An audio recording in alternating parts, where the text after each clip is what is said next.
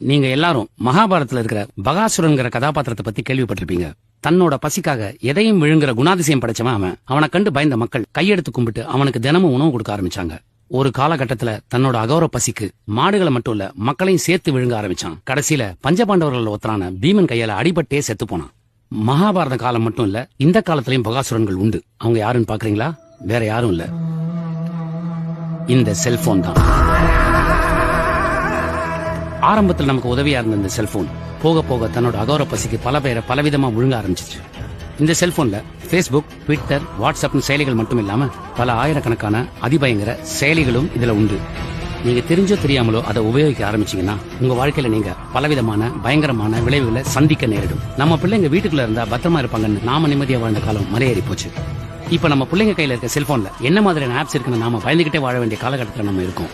அந்த மகாபாரத கால பகாசுரனை அழிக்க பீமன் வந்தாரு. ஆனா இந்த பகாசுரனை அழிக்க யார் வரப்போறாங்கன்னு எனக்கு தெரியல. இதுக்கெல்லாம் ஒரே வழி நம்ம பிள்ளைங்களை நாம தீவிரமா கண்காணிக்கிறது தான். இதை நான் உங்களை பயமுறுத்துறதுக்காக சொல்லல, உங்களுக்கு விழிப்புணர்வு ஏற்படணும்னு சொல்றேன்.